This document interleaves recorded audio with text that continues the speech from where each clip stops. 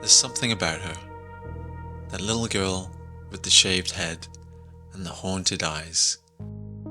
Eyes that have seen things, survived things, lived a whole life, and yet there's still that spark, that innocence, as she discovers the world all over again. That's 11. I love it when she walks into a room, she always looks up at the ceiling. It's so cute. And she's still learning, still discovering things for the first time. It's all these small details that really make Elle such a three-dimensional person. A real person. And for a real person like Elle to survive, not just live, but actually exist in the world, she needs connection. Well, my name's Mike, short for Michael. Maybe we can call you L, short for 11.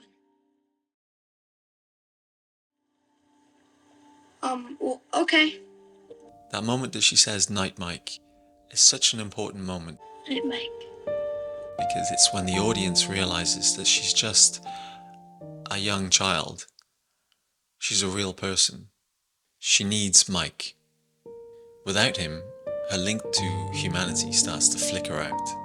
And in a weird way, she represents the audience, us, that need to be seen, understood, and accepted.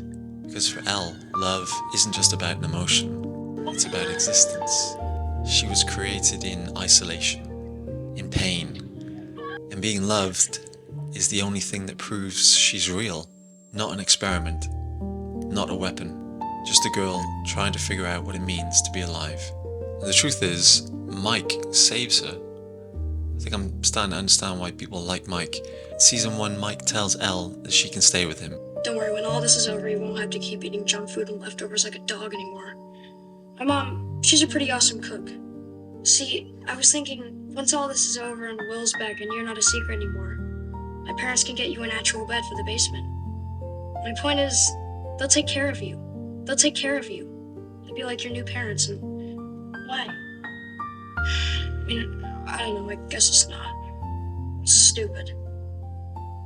I was thinking, I don't know, someone that, someone that you like. A friend. Someone like a...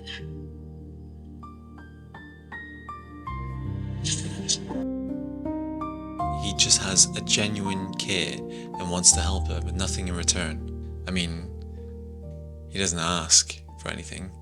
What a guy.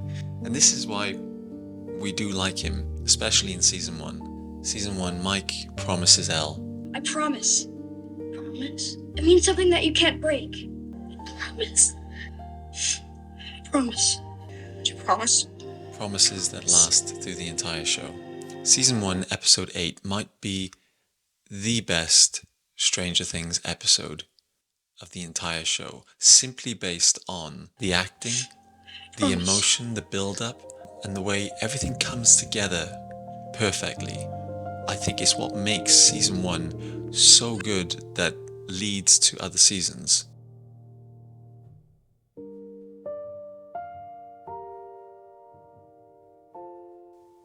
Look at those eyes.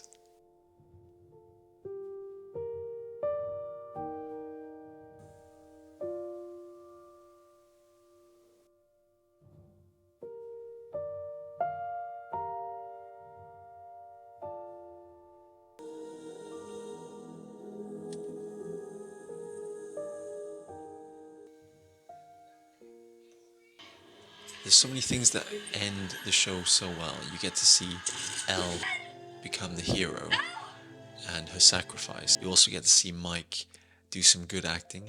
You also get to see Hopper rescue Will, and you get to see everything come together for those characters. Plus, you get the epic music. Goodbye, Mike. Now, I've criticized Mike before from a viewer's perspective about how, sometimes he can't act and he just stands there doing nothing. And, Yeah. maybe can't act. It can be very frustrating for the viewer. But from Elle's point of view, Mike is Elle's rock. He represents hope, a future. She fights for Mike. I called you every night for 353 days. I heard. And I think that's what hurts the most, because life does move on and things do change and people grow, they drift apart. But for Elle, change is dangerous. She's different, too different. For 11, finding someone who trusts her and makes her feel wanted, like she means something Papa, to someone, we only have a few hours. and someone who she can fully trust, that's almost impossible for Elle. She won't be able to find anyone like that. Mike is it. He's the guy.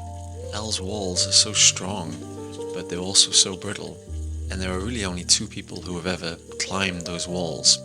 You have Mike, who's the heart, and you have Hopper, who's a protector. One teaches her how to live and love, and the other gives her protection and survival in a fatherly figure. But Mike is the most important because he's her future.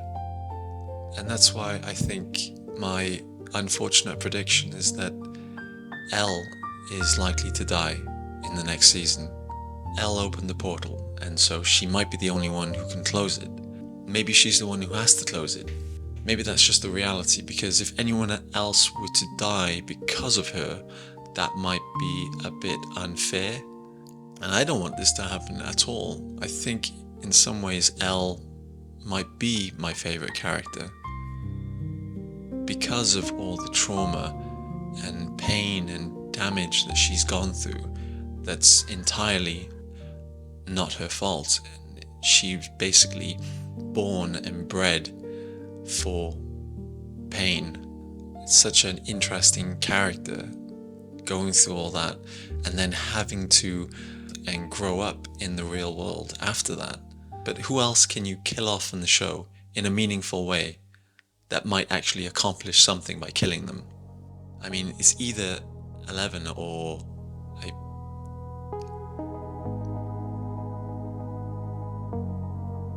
Hopper might be another one, but I don't think that they can kill Hopper off, because with his backstory, with his daughter, and then taking Ellen and already sacrificing himself in season 3, then climbing back in season 4 from Russia, it just wouldn't make sense to go through all that and then just die off at the end. What we do know is Stranger Things will have deaths. They have it every season. That's what's so good about it. But the deaths have always been about sacrifice. The show's heart beats strongest when someone chooses pain so others don't have to.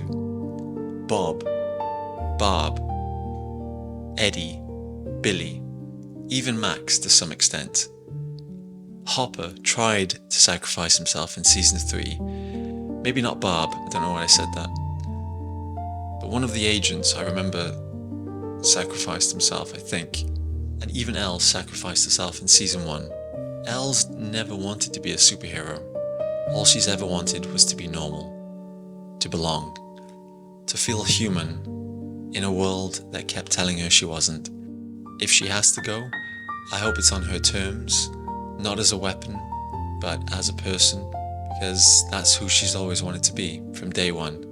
Not a monster, not a hero, just Elle. The girl who was never meant to exist, but somehow became everything in the show. And if she was to live without Mike, she'll be lost. Because Mike isn't just part of her story, he's the reason she believes that she belongs here. And that's the real magic of Stranger Things. It's really all just about one girl learning how difficult it is to be human and live in the world.